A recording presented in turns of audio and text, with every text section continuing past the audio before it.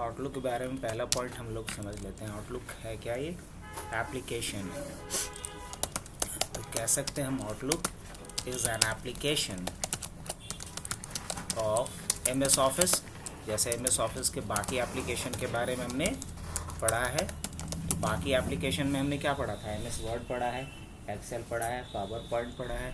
उसी तरीके से आउटलुक भी क्या है? एक एप्लीकेशन है MS ऑफिस का, that is used for mailing. जो इसका इस्तेमाल किसके लिए किया जाता है? मेलिंग के लिए किया जाता है। Outlook support online mailing as well as offline mailing features.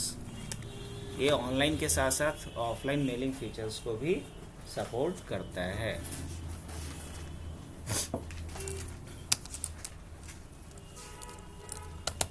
Outlook support all advance mailing features that is not supported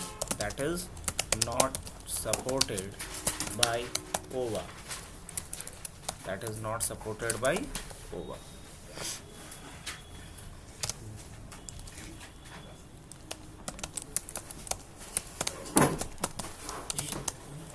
Professional use Outlook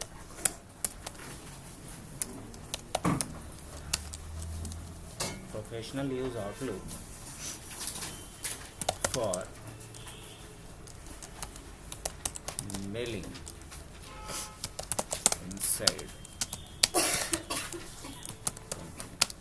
professional outlook features को यूज़ करते हैं मेलिंग के लिए। ये हमने लिखा, जगह नहीं मिल रहा है। ठीक है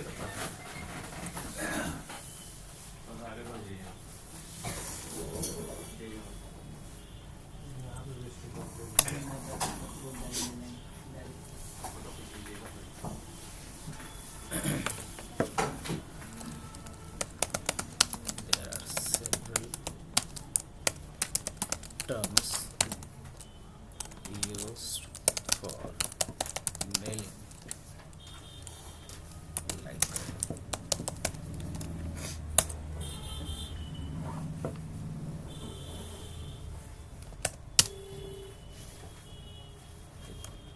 सिंपल इतना याद रखना है कि आउटलुक एक सॉफ्टवेयर है। जस्ट लाइक अभी हम लोग कुछ भी टाइप करना था तो MS वर्ड ओपन किया ना, उसी तरीके से अगर हमें मेलिंग फीचर्स को यूज़ करना है, इसके लिए माइक्रोसॉफ्ट ने अपने MS ऑफिस पैकेज के अंतर्गत एक एप्लीकेशन को इंटीग्रेट किया, उसका नाम रखा आउटलुक। तो यहाँ पे मेन बात अगर आप लोग को समझ में नहीं कुछ आएगा तो वो आएगा मेलिंग क्या है इस पॉइंट से। बट ये तो समझ में आ रहा है कि एक सॉफ्टवेयर है। सॉफ्टवेयर क्या होता है वो भी हम लोग जान रहे हैं। MS ऑफिस क्या है ये भी हम लोग जान रहे हैं। हाँ, कुछ यहाँ टेक्निकल वर्ड हमने यूज़ किया, जैसे मेलिंग हमने फिर यूज़ किया है OVA। अब इन सारे टर्म्स को समझाने के लिए हमने एक अलग से पॉइंट क्या बनाया है? There are several terms use for mailing. Mailing में बहुत सारे अलग अलग टर्म्स का यूज़ करते हैं हम लोग। उनमें से कुछ टर्म्स इस प्रकार है, यही बात ना। तो इसमें हम लोग सबसे पहला पॉइंट अगर देखें तो पहला पॉइंट तो आता है मेल, या इसी को हम लोग ईमेल भी कहते हैं। मेल और ईमेल दोनों सेम है, कंफ्यूज नहीं करना है, मेल और ईमेल। ईमेल इलेक्ट्रॉनिक मेल का शॉर्ट फॉर्म होता है ना। ईमेल स्टैंड्स फॉर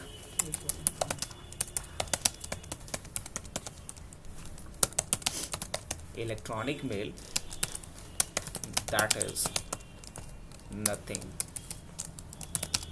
बट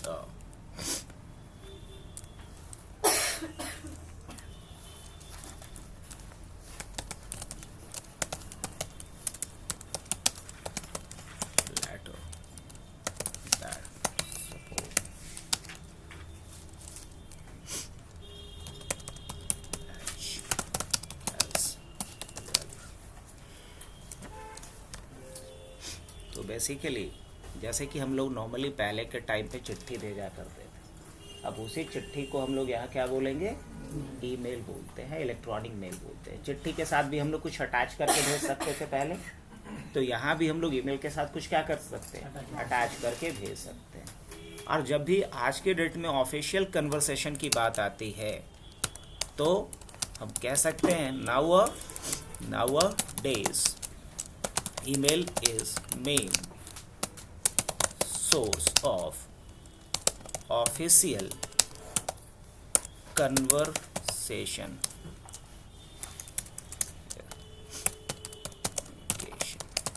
तो ऑफिशियल जो कम्युनिकेशन होता है उसके मेन अगर सोर्स देखा जाए तो आज के डेट में क्या है, ईमेल है।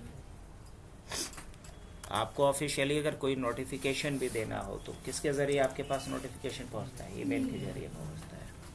आप अगर मान लो एचआर को अपना रिज्यूमे शेयर करना चाहते हो तो किसके ज़रिए करोगे, ईमेल के ज़रिए करोगे। तो मेल क्या होता है, ईमेल क्या होता है, ये समझ में आ गया। अब हम लोग समझते हैं कुछ और बाकी टर्म्स को। जैसे हमने टर्म यूज़ किया था ओवा, पहले ओवा को ही समझ लेते हैं। देखो, जब हम लोग को अपना ईमेल एक्सेस करना होता है तो हमारे पास दो रास्ते हैं। एक रास्ता है कि हम अपना ब्राउज़र खोलें। अभी तक आप लोग को जब भी अपना जीमेल अकाउंट चेक करना होता है सपोज़, तो क्या करते हैं आप, कोई भी एक ब्राउज़र खोलते हैं, जो भी आपके मोबाइल में या आपके कंप्यूटर में ब्राउज़र है, उस ब्राउज़र को ओपन करने के बाद आप क्या करते हैं, याद कीजिए, ब्राउज़र आप ओपन करते हैं और ब्राउज़र में गए, आप सर्च कर लेते हो mail.google.com को। आप अपना क्या एक्सेस कर लिए, अपना इनबॉक्स एक्सेस किए हुए हो। इसमें क्या है, इसके ऊपर भी बात कर लेते हैं। जैसे कंपोज का यूज़ क्यों करते हैं, एक नया मेल लिखने के लिए। इनबॉक्स के अंदर जितने भी मेल आपके पड़े हुए हैं उसको आप पढ़ सकते हो, सारे मेल को, और ये आपके इनबॉक्स के सारे मेल हैं जिसको आप पढ़ते हो। लेकिन अब सवाल ये है कि मान लो इंटरनेट कनेक्शन मैं बंद कर दूँ, इंटरनेट कनेक्शन अपने सिस्टम पे हमने बंद कर दिया। अब क्या हम इन सारे इनबॉक्स में जो मेल पड़ा हुआ है इसको हम पढ़ सकते हैं? नहीं। ये जो मैंने अभी मेल एक्सेस कर रखा है एक ब्राउज़र के थ्रू, इसी को बोलते हैं ओवा क्लाइंट। क्या बोलते हैं? ओवा, OWA, आउटलुक वेब एक्सेस। क्या बोलते हैं इसे? आउटलुक वेब एक्सेस या ओवा। ठीक है। अभी जैसे ही हम रिफ्रेश करेंगे ये पेज नहीं दिखेगा, और पढ़िए, you appear to be offline. क्या इंटरनेट कनेक्शन बंद हो जाने के बाद हम अपने ईमेल को पढ़ पा रहे हैं या प्रिंट कर पा रहे हैं? नहीं, ना हम तो पढ़ पा रहे हैं ना प्रिंट कर पा रहे हैं। एक्सेस ही नहीं हो पा रहा, कुछ नहीं कर पाएंगे। ये मसला है एक। ऐसा क्यों हो रहा है? क्योंकि ओवा के थ्रू तभी आप अपने ईमेल्स को एक्सेस कर पाएंगे जब इंटरनेट कनेक्टिविटी होगी। अगर इंटरनेट कनेक्टिविटी नहीं होगी तो आप ओवा के जरिए अपने ईमेल्स को एक्सेस नहीं कर पाओगे। तो पहला प्रॉब्लम तो ओवा का आपको समझ में आ गया होगा। इंटरनेट ब्राउजर का इस्तेमाल करके जब हम अपने ईमेल्स को एक्सेस करते हैं तो इसे बोलते हैं ओवा क्लाइंट, ओवा access, OWA, Outlook web access. लेकिन जब ओवा के थ्रू आप एक्सेस कर रहे हैं तो यहाँ इंटरनेट कनेक्शन आपके सिस्टम पे होना ज़रूरी है। अगर नहीं रहेगा तो आप अपने ईमेल्स को एक्सेस नहीं कर पाएंगे। लेकिन इसका सॉल्यूशन किसके पास है? आउटलुक के पास। आउटलुक कहता है कि हम ऑनलाइन मोड में भी एक्सेस करने देंगे आपको अपने ईमेल्स को, और ऑफलाइन मोड में भी एक्सेस करने देंगे। अब सवाल आता है कि ऑफलाइन मोड में एक्सेस करके क्या फ़ायदा है? तो कई बार ऐसा होता है कि कुछ आपके पास इंपॉर्टेंट ईमेल पड़ा होता है, जिस ईमेल को पढ़ करके आपको कुछ नया रिपोर्ट्स बनाना होता है, और अननेसेसरी और भी आपके पास ईमेल अगर आते जाएगा नया ईमेल, तो आपको कहीं ना कहीं वहाँ डिस्टर्ब करेगा। तो आप क्या चाहेंगे कि नहीं, जो ईमेल है जिसके ऊपर मुझे काम करना है पहले ये काम मैं कर लूँ, फिर नए ईमेल्स को देखेंगे कि क्या नया आया है। तो उस केस में हम क्या कर सकते हैं? ऑफलाइन मोड में अपने ईमेल्स को यूज करेंगे, एक्सेस करेंगे, ताकि जो नए मेल आ रहे हैं वो हमें दिखाई नहीं दे। जो ईमेल्स हमारे इनबॉक्स में पहले से पड़े हुए हैं उसी को अभी हमें यूज करके अपना रिपोर्ट तैयार करना है। तो आउटलुक, ये जो हमने ब्राउजर के थ्रू एक्सेस किया, क्या बोलेंगे इसे? OWA, Outlook web access. अब बढ़ते हैं हम लोग किसके तरफ? अगले पॉइंट्स की तरफ। तो ओवा क्या होता है, समझ में आ गया? ओवा कहने का मतलब क्या है? Accessing mail box using a internet browser. जब हम एक इंटरनेट ब्राउज़र का यूज़ करके अपने मेल बॉक्स को एक्सेस करते हैं तो इसे क्या कहेंगे? ओवा, आउटलुक वेब एक्सेस। अब बढ़ते हैं अपने थर्ड पॉइंट की तरफ। तो थर्ड पॉइंट हमारा है मेल बॉक्स, या चलो उससे पहले मेल सर्वर। क्या? Mail server. अच्छा, सर्वर क्या होता है तो सबको पता है ना? क्या ऐसे भी कुछ लोग हैं जिनको नहीं पता सर्वर क्या होता है?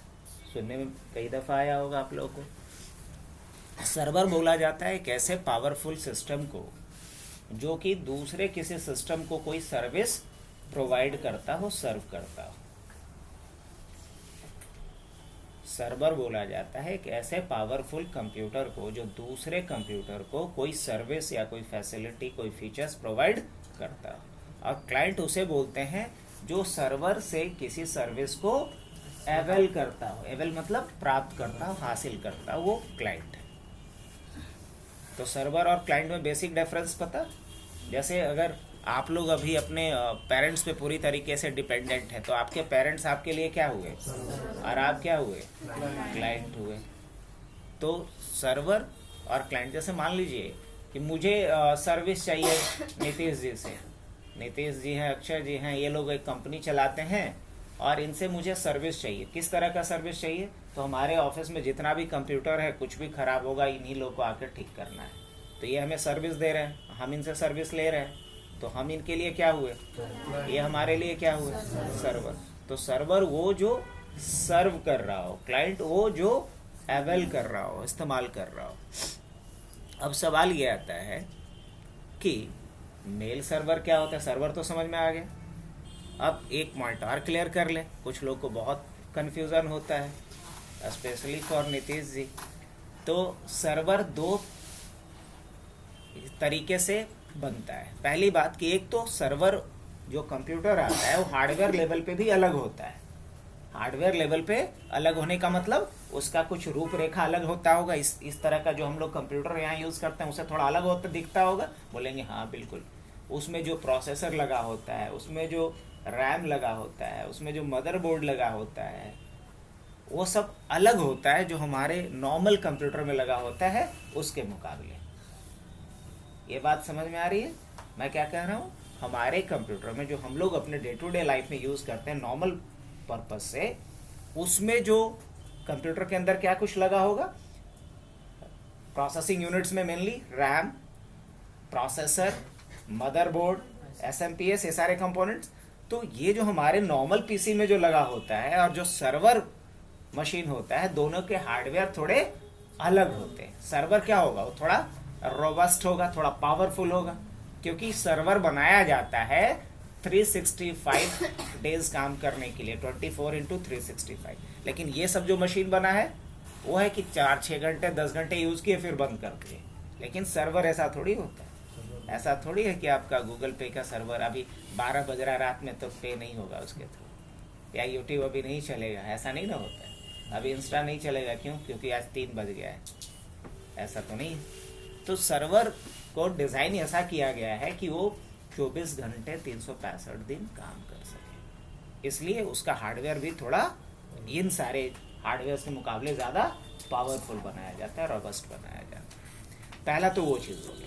अब देखो, जो हार्डवेयर हम लोग सर्वर मशीन खरीदते हैं वो थोड़ा कॉस्टली आता है।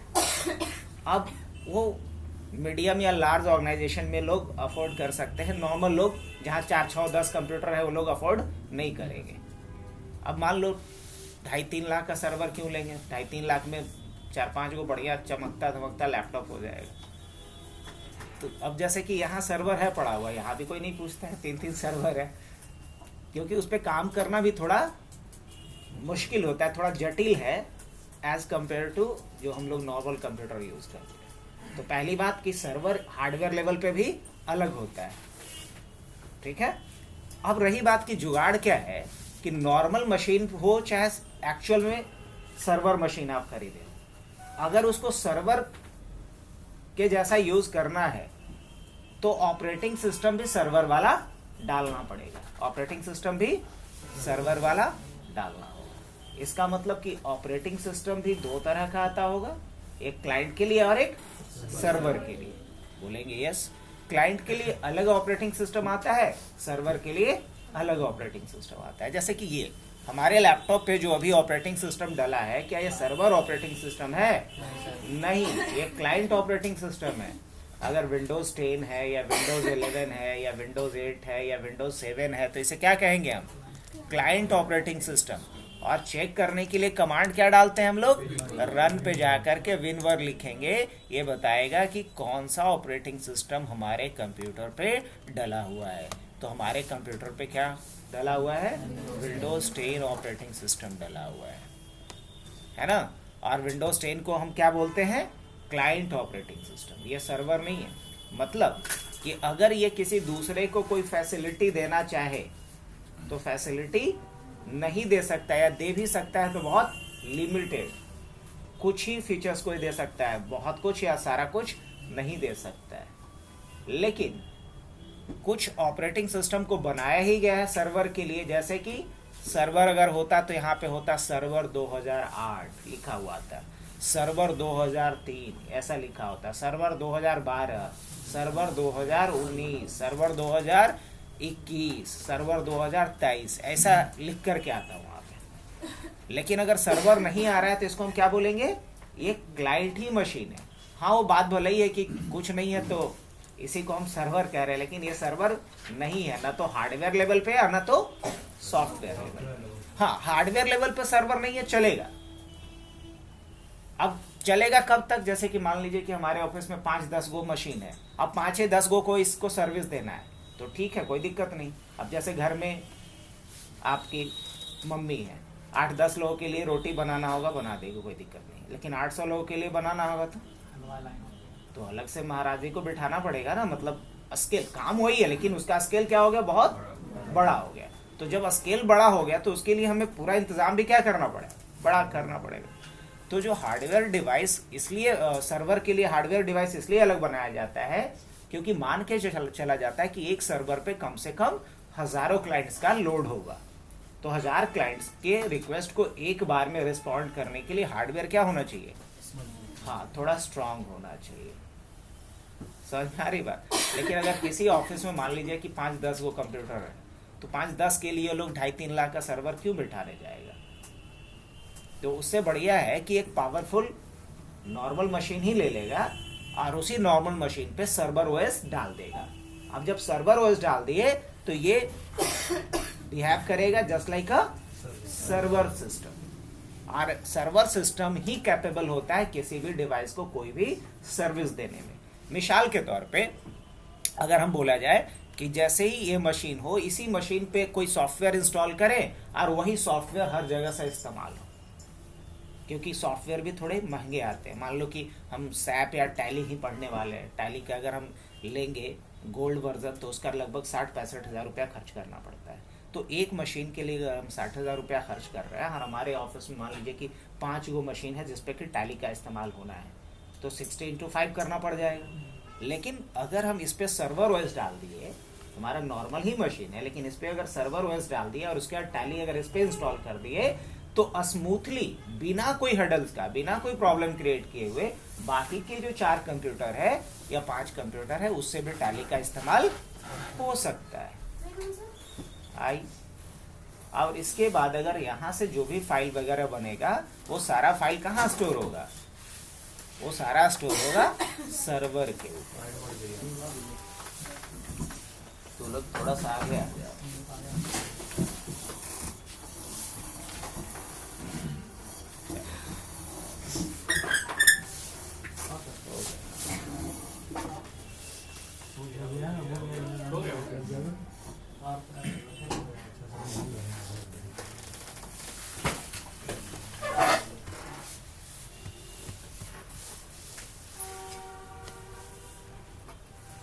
तो सर्वर मशीन अलग होता है और क्लाइंट मशीन अलग होता है, याद रखना है, हार्डवेयर लेवल पे भी और सॉफ्टवेयर लेवल पे भी। अब सवाल आता है कि मेल सर्वर क्या होता है? तो मेल सर्वर एक ऐसे सर्वर को कहते हैं जो हमें मेलिंग से रिलेटेड सारा फैसिलिटी देता है। और मेलिंग के लिए हमें कम से कम 2 चीज़ें चाहिए। मेलिंग के लिए सबसे पहली चीज़ चाहिए कि हमें एक हमारा एड्रेस होना चाहिए, ग्लोबल हमारी आइडेंटिटी होनी चाहिए, और वो जो एड्रेस या ग्लोबल आइडेंटिटी हमारा होता है उसी को ईमेल आईडी बोलते हैं या उसको एसएमटीपी एड्रेस बोलते हैं। अब मान लो किसी का कोई परमानेंट या टेम्प्रोरी कोई एड्रेस नहीं हो, क्या उसको हम चिट्ठी भेज सकते हैं या कोई डॉक्यूमेंट उस तक पहुंचा सकते हैं? नहीं पहुंचा सकते। तो ठीक उसी प्रकार अगर कोई ईमेल सर्विसेज को यूज़ करना चाहता है तो उसके पास सबसे पहले क्या होना चाहिए? एक आईडी होना चाहिए, जैसे कि ईमेल आईडी बोलते हैं या एसएमटीपी एड्रेस बोलते हैं। और दूसरा चीज़ कि अगर उसके पास एसएमटीपी एड्रेस होगा तो उसके पास एक क्या होना चाहिए? एक स्टोरेज भी होना चाहिए जिसमें उसके सारे ईमेल्स पड़े होंगे, है ना? और वो उस स्टोरेज को कहते हैं क्या? Mail box. क्या बोलते हैं? Mail box. तो हमें अगर ईमेल सर्विस यूज करना है तो ईमेल सर्विस के लिए हमें दो बेसिक रिक्वायरमेंट तो पहले ही दिख गया। पहला कि हमें क्या चाहिए? एक एड्रेस चाहिए, ग्लोबल एड्रेस चाहिए, जैसे कि ईमेल एड्रेस या एसएमटीपी एड्रेस कहेंगे। और दूसरा हमें क्या चाहिए? मेल बॉक्स चाहिए जिसमें कि हमारे सारे ईमेल्स स्टोर होंगे। और मेल सर्वर वैसे सर्वर को कहते हैं जो हमें ये दोनों बेसिक एलिमेंट प्रोवाइड करता है और ईमेल के सारे फैसिलिटी प्रोवाइड करता है, वैसे सर्वर को मेल सर्वर कहते हैं। सर्वर तो ये जो हमें कोई फैसिलिटी देता है, लेकिन जो मेलिंग का फैसिलिटी देगा उसे क्या बोलेंगे? मेल सर्वर बोलेंगे। अब मेल सर्वर का बेस्ट एग्जांपल है आपका जीमेल, रेडिट मेल, हॉटमेल, ये सब किसका एग्जांपल है? मेल सर्वर का, क्योंकि ये हमें मेलिंग का फैसिलिटी देता है। अब रही बात कि जो मेल सर्वर होता है वो इंटरनली 3 सर्वर से मिलके बना होता है। मेल सर्वर भी इंटरनली 3 सर्वर से मिलके बना होता है। तो मेल सर्वर के बारे में एक लाइन लिख लिया जाए, server that provide us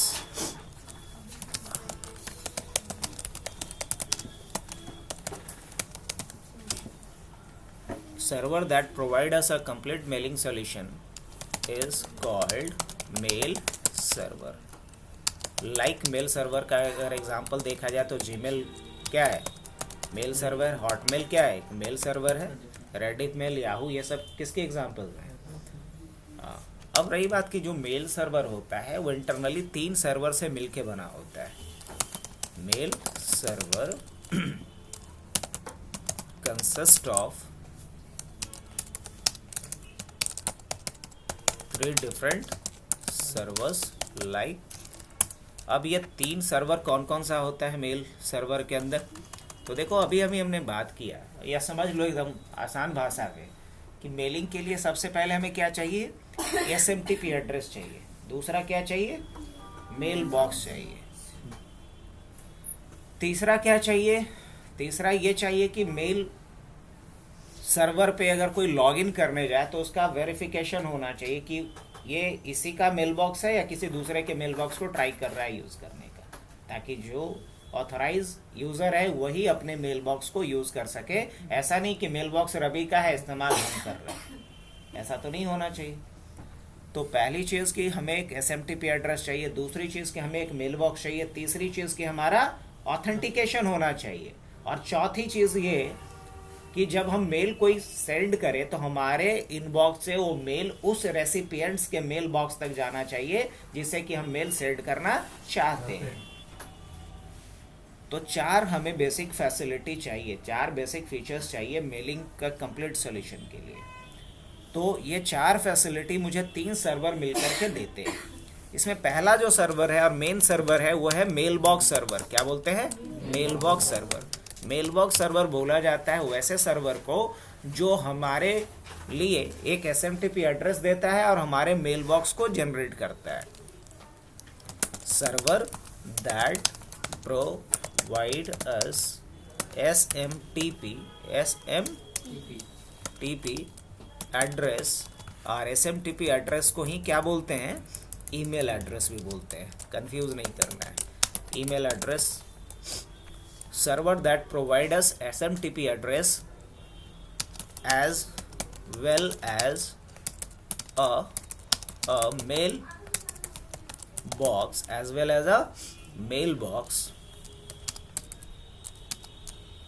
is called mailbox server, वो सर्वर जो हमें एक ईमेल आईडी प्रोवाइड करता है और मेल बॉक्स भी प्रोवाइड करता है, उसे मेल बॉक्स सर्वर कहते हैं। तो मेल बॉक्स सर्वर का एक इम्पॉर्टेंट रोल हो गया। सोचो कि अगर हमारे पास SMTP एड्रेस नहीं होगा तो हमारी कोई आइडेंटिटी ही नहीं है। जब कोई आइडेंटिटी ही नहीं है तो हम कम्युनिकेशन ही नहीं कर पाएंगे किसी भी जोन में। मेल बॉक्स सर्वर के बाद जो नेक्स्ट इम्पॉर्टेंट सर्वर होता है वो होता है client access server. Client access server का काम क्या होता है?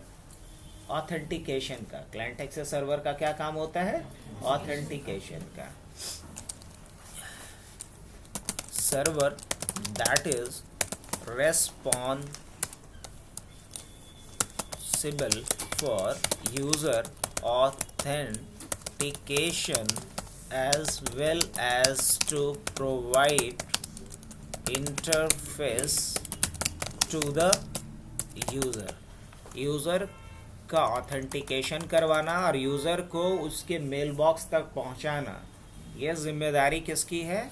क्लाइंट एक्सेस सर्वर की है। तो ये सेकंड इम्पॉर्टेंट जो सर्वर है मेल बॉक्स सर्वर के बाद, वो है क्लाइंट एक्सेस सर्वर। और ये दोनों सर्वर किसका पार्ट है? मेल सर्वर का। किसका? मेल सर्वर का। थर्ड जो इम्पॉर्टेंट पार्ट होता है वो होता है आपका क्या याद है? हाँ, हब ट्रांसपोर्ट। क्या बोलेंगे? Hub transport server. Hub transport server. अब ये जो हब ट्रांसपोर्ट सर्वर होता है, इसका क्या काम है? नाम में ही इसका काम भी छुपा हुआ है। जो ट्रांसपोर्टेशन का काम करता हो, जो हमारे ईमेल्स को सेंड और रिसीव करने का काम करता हो।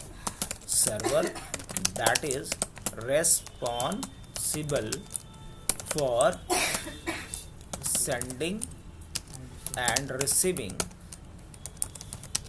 ईमेल।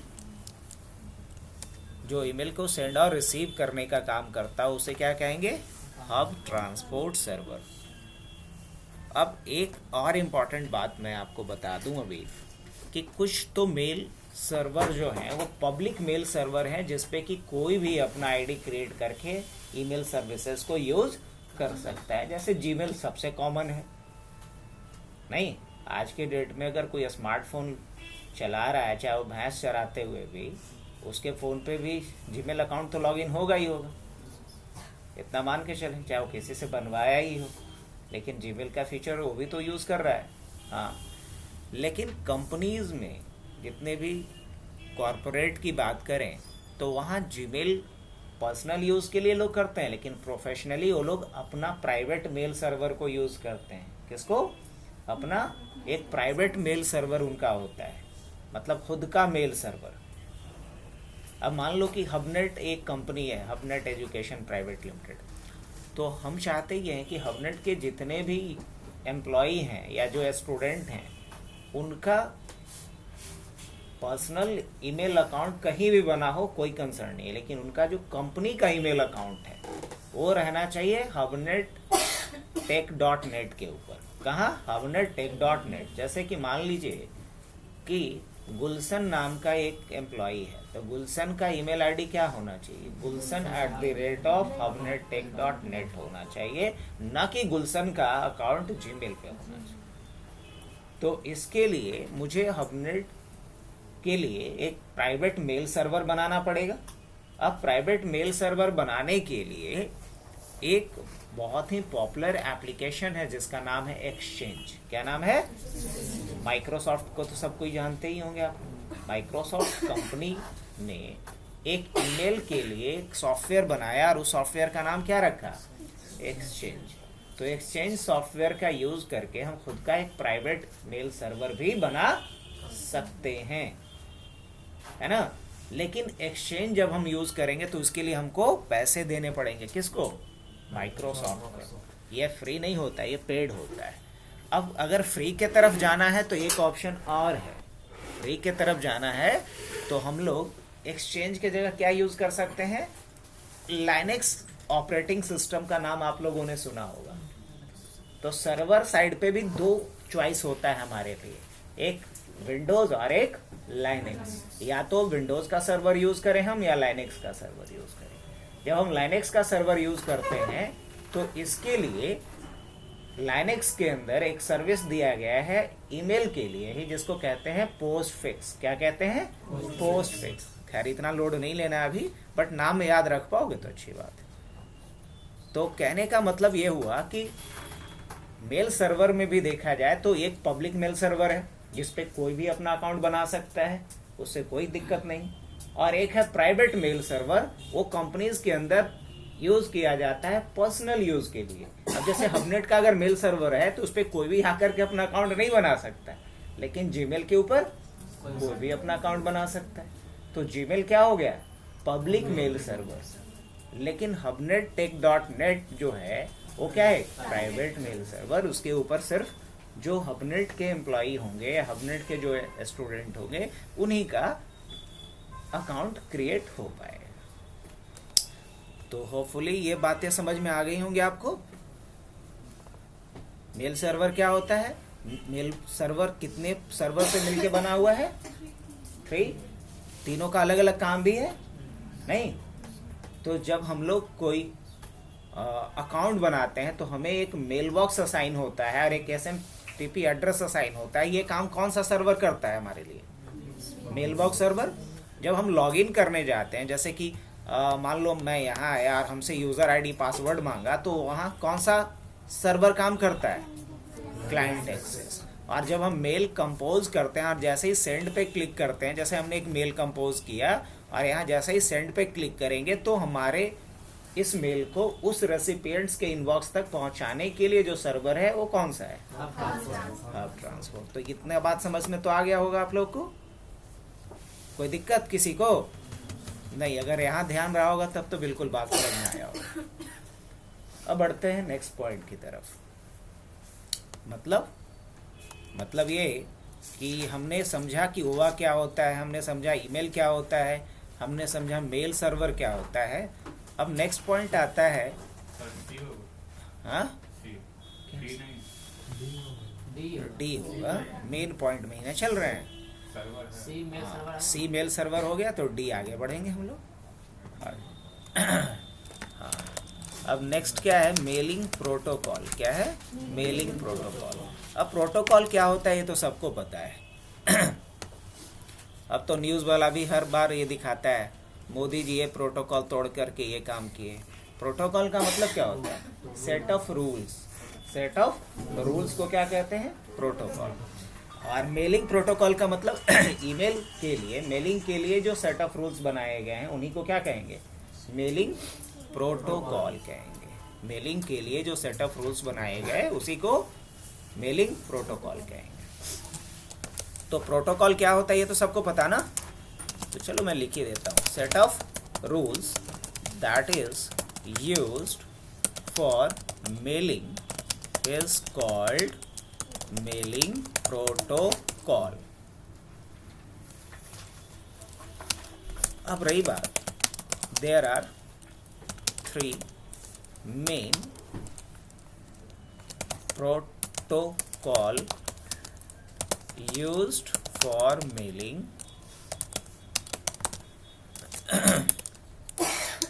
मेलिंग के लिए मेनली 3 प्रोटोकॉल यूज होता है। कौन कौन सा? पॉप, IMAP और SMTP। याद होगा सबको?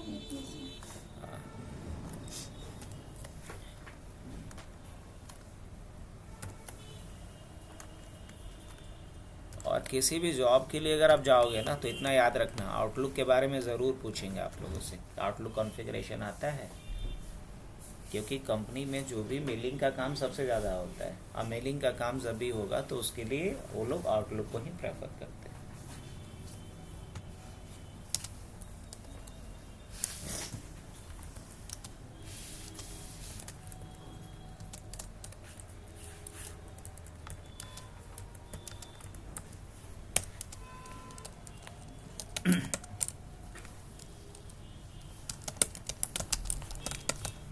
Post office protocol is an incoming mail protocol। Incoming mail protocol कहते हैं पॉप को। that by default use port number 110, है ना, यही यूज करता है. But in case of SSL, in case of SSL का फुल फॉर्म क्या होता है? Secure socket layer. But in case of secure socket layer it used port number 995. It use the concept of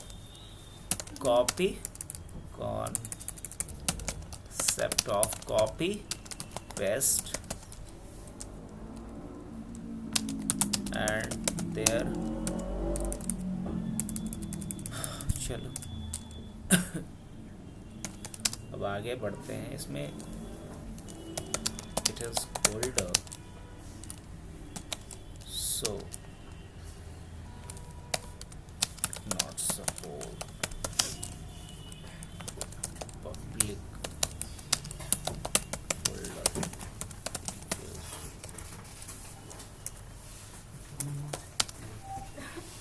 pop का जहाँ तक सवाल है तो पॉप फर्स्ट इनकमिंग प्रोटोकॉल था. पुराना होने के कारण इसमें कुछ तो कमियां रही होंगी, तभी तो IMAP बनाया गया. इसके साथ कुछ पॉइंट याद रखना, जैसे कि ये पोर्ट नंबर कितने पे काम करता है. लेकिन जब ये 110 की बात हो रही है, मतलब अनसिक्योर कम्युनिकेशन के लिए. सिक्योर कम्युनिकेशन के लिए पोर्ट नंबर कितने पे काम करता है? 995 पे काम करता है. अब ये जो है कॉपी पेस्ट मेथड को यूज करता है. कॉपी पेस्ट मेथड कहने का मतलब कि सर्वर से उस, अगर हमारे मेल को क्या करेगा, डाउनलोड करेगा, तो इसकी एक कॉपी सर्वर पे भी छोड़ देगा अगले 15 दिनों के लिए. कितने दिनों के लिए? 15 दिनों के लिए. तो बेसिकली कॉपी पेस्ट का मतलब तो सब लोग समझते होंगे. और पॉप जो कि कॉपी पेस्ट मेथड को यूज करता है, तो बैकअप या सिक्योरिटी पॉइंट ऑफ व्यू से ज़्यादा बढ़िया है, क्योंकि जहाँ से ये लेकर के आ रहा है वहाँ एक कॉपी पड़ी हुई है. अगर हमारे इनबॉक्स से डिलीट भी हो गया तो फिर से हम वापस वहाँ से ला सकते हैं. लेकिन इसके कुछ ड्रॉबैक्स भी हैं. ड्रॉबैक ये है कि कुछ एडवांस फीचर जैसे कि पब्लिक फोल्डर वगैरह का जो फीचर होता है वो सपोर्ट नहीं करता है, क्योंकि पब्लिक फोल्डर वगैरह का जो फीचर है वो बनाया गया बाद में, और पॉप को पहले ही बनाया गया. इसलिए पॉप के केस में पब्लिक फोल्डर जैसे फीचर्स को नहीं यूज़ किया जा सकता.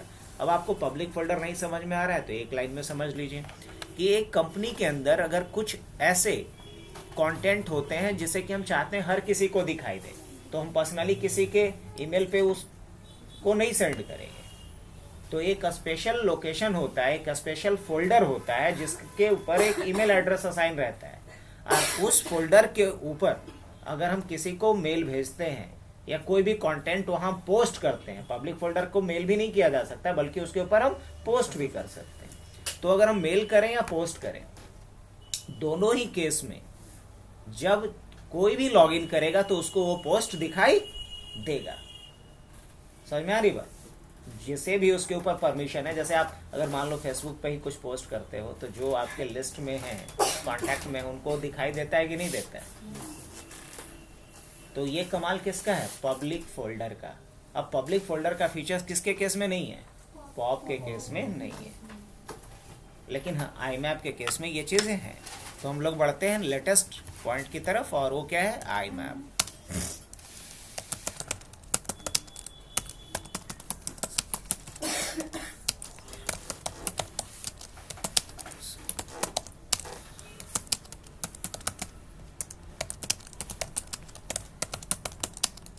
ये भी क्या है कि इनकमिंग मेल प्रोटोकॉल है दैट यूज कितने नंबर पोर्ट पे काम करता है? ये port number 143. But in case of SSL it work on कितने पे? 993 पे.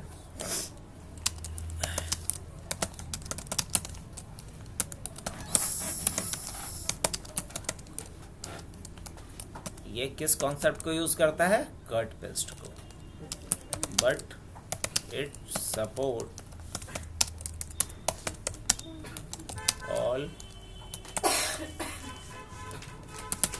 Advance mailing features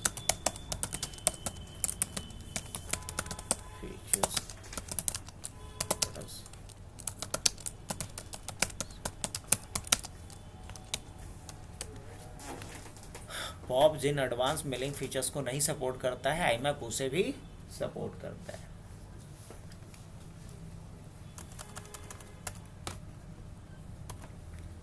next point क्या बनता है आपका? SMTP। क्या बोलेंगे? पक्का? Simple mail transfer protocol is incoming है कि आउटगोइंग है? is an outgoing mail protocol that use कितने नंबर पोर्ट पे काम करता है? that use port number 25, but in case of SSL it work on port number कितना? 465 और 587। ये भी याद रखना है। तो जब हम मेल किसी को सेंड करते हैं तो उस टाइम पे जो प्रोटोकॉल यूज होता है वो क्या है? SMTP। और SMTP नॉर्मली 25 नंबर पोर्ट को यूज करता है, 25 को यूज करता है। लेकिन सिक्योरिटी के केस में, मतलब जब हम सिक्योर डेटा ट्रांसफर कर रहे होंगे, इन दैट केस ये पोर्ट नंबर 465 और 587 को यूज करता है। ठीक है, आगे बढ़ा जाए।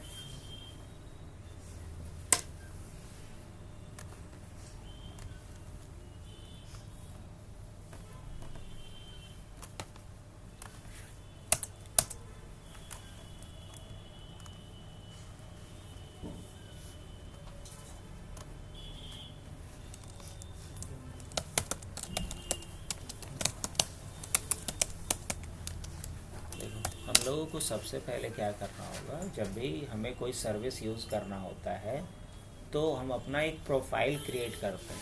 सबसे पहले क्या होगा? एक प्रोफाइल क्रिएट करते हैं। आप कहीं भी किसी भी अगर सोशल मीडिया प्लेटफॉर्म को ही यूज़ करते हो तो अपना क्या करते हो? पहले प्रोफाइल सेटअप करते हो। तो आप अपने प्रोफाइल में क्या करते हो? अपना सारा डिटेल डालते हो। आप अपना सारा डिटेल डालते हो। तो आउटलुक अगर आप यूज़ करना चाहते हैं तो सबसे पहले आपको क्या करना होगा? आउटलुक के लिए आपको एक प्रोफाइल अपना सेटअप करना होगा। तो आउटलुक को इस्तेमाल करने के लिए जो हम अपना सारा डिटेल फीड करेंगे, जिससे कि हमारा एक आउटलुक प्रोफाइल बनेगा।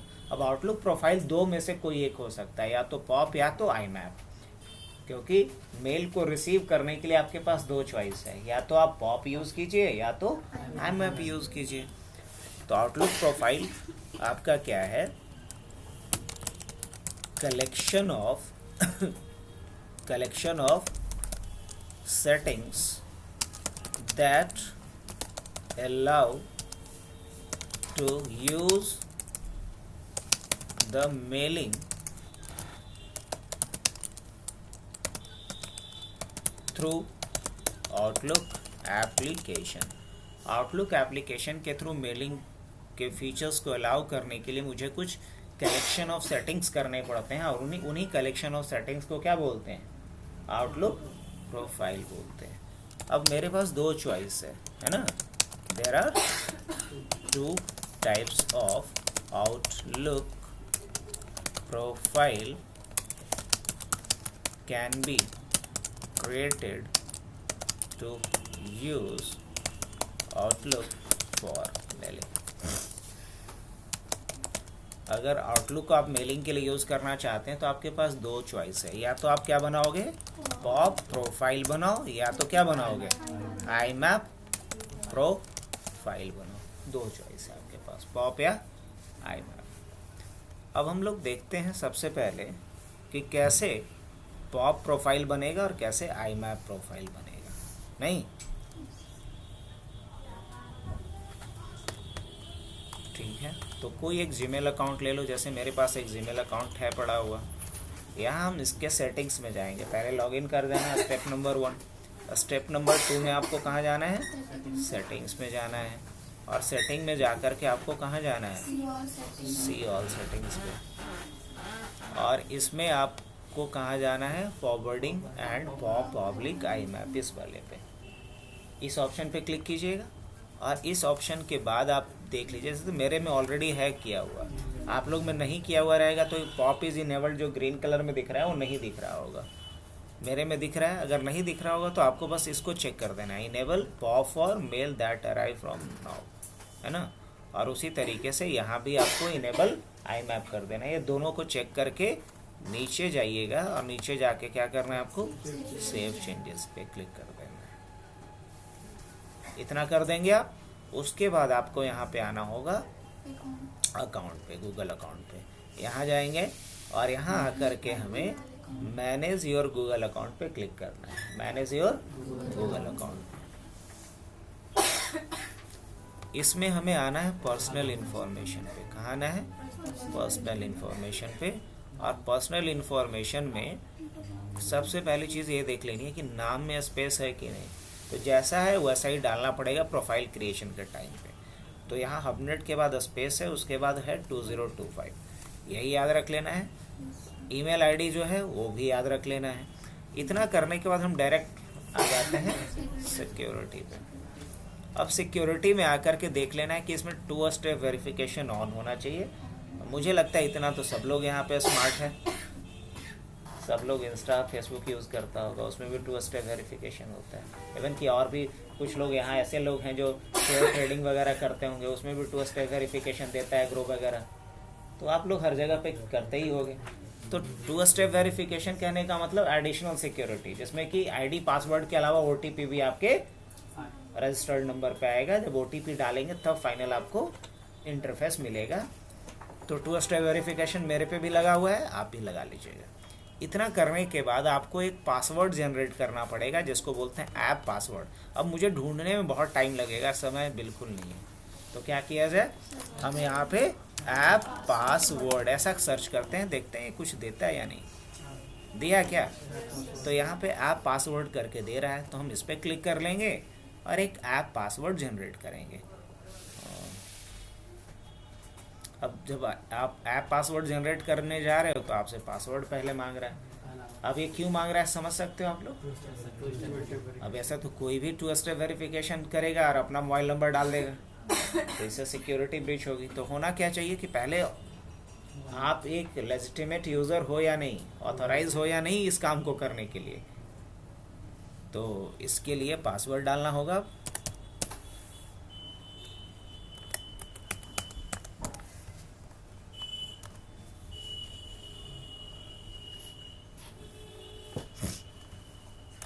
अब पहले से 2 बना हुआ है, क्या उसको भी रहने देना है, रहने देते हैं कि नया बना देते हैं, या हटाना है, हटाना है तो इस पर डिलीट पे क्लिक करके आप हटा दीजिए। अब एक नया बनाना है तो बना लेता हूँ मैं। इसका नाम क्या रखा जाए, इसका नाम मेल ही रख देते हैं, रख दें, क्रिएट करते हैं। अब आपको एक पासवर्ड जनरेट करके दिया, इस पासवर्ड को कॉपी करके रख लीजिए। मैं रख लेता हूँ क्योंकि मेरे से बार बार कुछ और कॉपी हो जाएगा तो ये हट जाएगा, फिलहाल के लिए इसे पेस्ट कर लिए, डन कर देते हैं। यहाँ का काम हो गया आपका। अब आउटलुक प्रोफाइल बनाने की तरफ हम लोग चलते हैं। तो इसके लिए आपको कंट्रोल पैनल में जाना होगा, और कंट्रोल पैनल में कहाँ जाना होता है, कहीं दिखेगा मेल 32, इस पर क्लिक कर लेना है। उसके बाद कहाँ जाएंगे हम लोग, शो प्रोफाइल। अच्छा मेरे पे पहले से बना हुआ है 2 प्रोफाइल, तो हम क्या करेंगे, यहाँ से रिमूव कर देते हैं, रिमूव कर देते हैं। और अगर ये प्रोफाइल नहीं बना होगा तो कुछ प्रॉब्लम आपको और फेस करना पड़ेगा। जैसे MS ऑफिस के अंदर किसी भी एप्लीकेशन को यूज़ कर रहे हैं, लाइक MS वर्ड को, MS एक्सेल को, वहाँ मेलिंग फीचर्स को आप इम्प्लीमेंट नहीं कर पाइएगा तब तक जब तक कि आउटलुक प्रोफाइल आपके सिस्टम पे बना हुआ नहीं रहेगा। हाँ लेकिन एक और बात, आउटलुक प्रोफाइल तभी बनाइए सिस्टम पे जब वो सिस्टम आपका पर्सनल यूज़ के लिए हो, क्योंकि आउटलुक के ऊपर कोई सिक्योरिटी नहीं है। कोई भी जब बस क्लिक करके आपके सारे मेल को पढ़ सकता है। तो बेसिकली जो सिस्टम आपका पर्सनल यूज़ के लिए है, निहायत कोई और बंदा उस पर काम नहीं करता है, उसी पे आप आउटलुक लॉगिन करके रखिए। क्या बोल रहा हूँ मैं, समझ में आ रहा है ना? हाँ, उस केस में ऐड पे क्लिक करेंगे और यहाँ अगर पॉप प्रोफाइल बनाना है तो आपको क्या लिखना होगा, पॉप, या नाम कुछ भी दे सकते हैं, लेकिन हाँ नेम कन्वेंशनल होना चाहिए ताकि लोगों को देख के भी समझ में आ जाए। अगर ऐसा नहीं होता तो सोचो माइक्रोसॉफ्ट वाला मेल के जगह पे अपने दादाजी का नाम डाल देता, अब हम लोग यहाँ पे चार्ल्स और कुछ और पढ़ रहे होते, समझ में आता है क्या? नहीं। तो नेम होना चाहिए कन्वेंशनल थोड़ा। अब यहाँ से क्या लेंगे, मैनुअल लेंगे, और इसमें पूछ रहा है किस चीज़ के लिए। जैसे हमने एक नाम बताया था आपको अभी शुरू में, किसको याद है बताओ तो? एक्सचेंज का जिक्र किया था हमने कि प्राइवेट मेल सर्वर बनाने के लिए किसका इस्तेमाल करते हैं, एक्सचेंज का, तो उसके लिए ऑप्शन दे रहा है। तो अभी हमें प्राइवेट यूज़ करना है या पब्लिक? पब्लिक। तो यहाँ पे क्या है, internet email, connect to POP और IMAP server to send and receive email messages, वही है ना? नेक्स्ट कर लेते हैं। अब ये सारा डिटेल मेरे से मांगेगा क्या था, हबनेट 2025 यही ना था, और ईमेल क्या था हमारा, हबनेट 2025@gmail.com। पॉप 3 रहेगा। इनकमिंग मेल का क्या एड्रेस होगा, pop.gmail.com, और आउटगोइंग का क्या होगा, smtp.gmail.com। ये फिक्स रहता है, नहीं तो गूगल सर्च भी करके देख सकते हो। लास्ट में क्या डाल देंगे, @gmail.com। पासवर्ड में क्या डालेंगे, वही पासवर्ड जो हमने ऐप के लिए जनरेट किया था, ये वाला। ये नहीं कि जीमेल का ओरिजिनल पासवर्ड डालेंगे, नहीं, वो नहीं डालना है। मोर सेटिंग्स पे जाएंगे, इसके बाद एडवांस पे जाएंगे, इसके बाद इसको चेक कर देंगे। तो देखो पोर्ट नंबर इसको हटा दे रहे हैं तो 110 है, जैसे ही चेक कर दे रहे हैं तो क्या आ जा रहा है, SSL के केस में। यहाँ जा कर के SSL लेंगे और यहाँ कितना कर देंगे, 465 से 465। आउटगोइंग सर्वर पे जाना है, इसको चेक करना है कि सेम कॉन्फ़िगरेशन होगा जो इनकमिंग के लिए है, और ओके करके फिर टेस्ट अकाउंट करेंगे। अगर सब कुछ सही रहा तो ये 2 सिक्योरिटी चेक करता है, दोनों पास होगा। अगर फेल हो गया तो समझ लीजिए कि आप कुछ गलती किए हो। दोनों सिक्योरिटी चेक पास कर गया। अब नेक्स्ट करते हैं, एक बार फिर से चेक करेगा। फाइनली एक टेस्ट मेल भेजता है,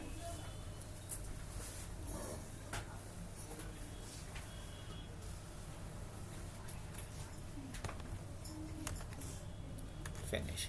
उसी तरीके से अगर आपको क्या बनाना है, IMAP बनाना है, तो आप क्या लिख सकते हैं, और यहाँ फिर मैनुअली लेंगे, फिर ईमेल ही लेंगे, और फिर से क्या लिखना पड़ेगा, हबनेट स्पेस 2025, और यहाँ क्या लिखेंगे, कुछ गलती हुई है मेरे से इसमें, hubnet 2025@gmail.com, और यहाँ पॉप के जगह क्या लेंगे, IMAP, और यहाँ क्या लेंगे, imap.gmail.com, और यहाँ क्या लेंगे, smtp.gmail.com, और यहाँ पूरा लिखना होगा hubnet 2025@gmail.com, और पासवर्ड में वही। और सेटिंग्स पे जाएंगे। अब आप यहाँ से देखो, है ना, अभी 143 हो रहा है। जैसे ही यहाँ पे हम चेंज SSL लेंगे 993 हो जाएगा। SSL यहाँ भी ले लेते हैं और क्या करेंगे 465, और कहीं आउटगोइंग दिख रहा है, यस ये रहा, चेक करेंगे, उसके बाद टेस्ट अकाउंट कर लेंगे।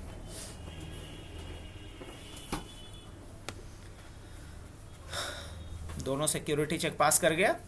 नेक्स्ट कर लेते हैं वापस से।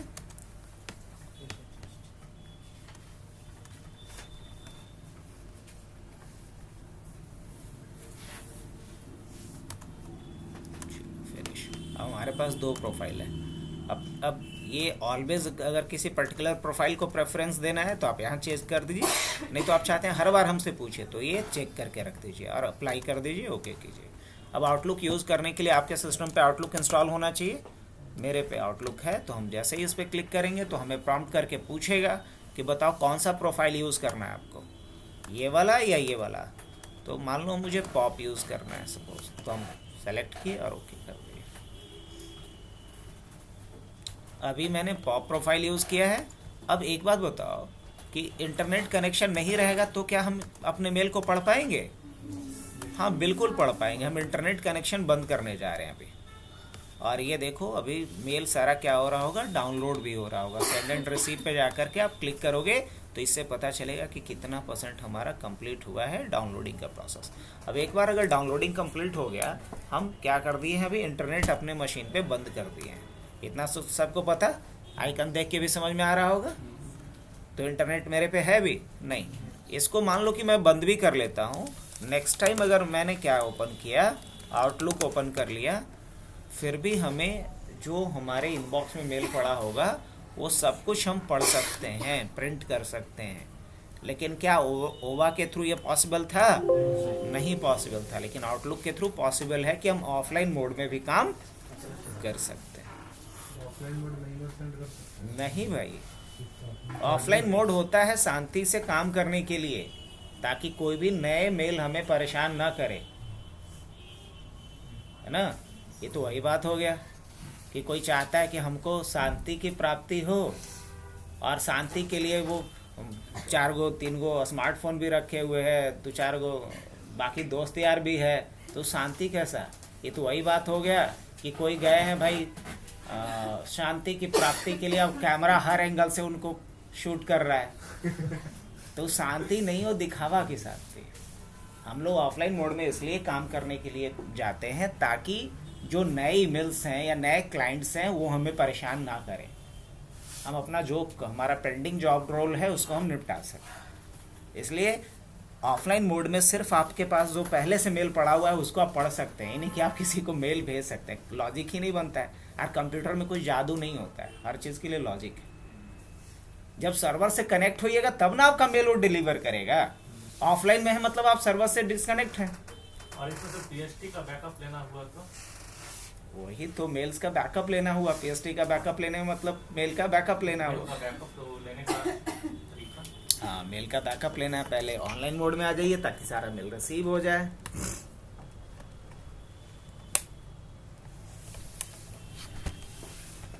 वापस जाइए। जब आप आउटलुक प्रोफाइल बना दिए हैं तो सारा आपके ऑफलाइन मशीन पे आ गया है। तो पहले बात की ऑटोमेटिक बैकअप ही है। ये आप जैसे ही आउटलुक प्रोफाइल बना दिए तो ये सारा आपके लोकल स्टोरेज में मेल पड़ा हुआ है। तो ये आपका एक तरीके का बैकअप ही हुआ है। इसके अलावा भी आप बैकअप करना चाहते हैं तो आप कर सकते हैं। जैसे इनबॉक्स है, आप इनबॉक्स को क्या कर सकते हैं, कॉपी कर सकते हैं दूसरे जगह पे। क्या कर सकते हैं, दूसरे जगह पे कॉपी। यहाँ पे कॉपी फोल्डर का ऑप्शन आ रहा है, आप इस पे जाइए और अपने इनबॉक्स को कहाँ आपको कॉपी करना है वो आप बता दीजिए। एक नया फोल्डर बना दें और उसको कॉपी कर लीजिए। बाद में इसी को आप डाउनलोड कर लीजिए अपने लोकल मशीन पे। कई तरीका है इस चीज़ को। इसको हालांकि मेन किया जाता है शेड्यूल करके। कैसे करके? क्योंकि हर दिन बैकअप हम मैनुअली थोड़ी लेने जाएंगे, हम शेड्यूल कर देंगे। तो ये सारी चीज़ें कल करवाता हूँ मैं। अभी जैसे कि मान लो मैं यहाँ पे लिख देता हूँ बैकअप। क्या नाम लिख दिया हमने? Backup email. और अब आइए, यहाँ हमारे पास क्या बन गया, एक बैकअप ईमेल का, है ना। और बैकअप ईमेल हमारा इसके अंदर नहीं रहना चाहिए। अब जैसे ही हमने ओके किया, फोल्डर कैन नॉट मूव, अब इसके अंदर चला गया है, गड़बड़ ये हो रही है। इसको हमको कहाँ डालना होगा? अब देखो तो बैकअप ईमेल कहाँ आ गया, बाहर आ गया। हाँ, जंक ईमेल के ऊपर। अब हम क्या कर सकते हैं, यहाँ से कॉपी फोल्डर। अब इस फोल्डर को हम कॉपी कहाँ कर सकते हैं, बैकअप ईमेल पे। अब हमारा जो भी मेल आएगा उस मेल की कॉपी कहाँ आ जाएगा, सब देखो यहाँ पे सब कुछ आ गया। तो पीएसटी का बैकअप भी एक बड़ा इंपॉर्टेंट काम होता है। अब कल इसके हम फीचर्स के ऊपर बात कर रहे होंगे। अभी तो बस आउटलुक प्रोफाइल बनाना बताया हूँ। आउटलुक क्यों इतना इम्पोर्टेंट है, कल इसके ऊपर हम बात करेंगे।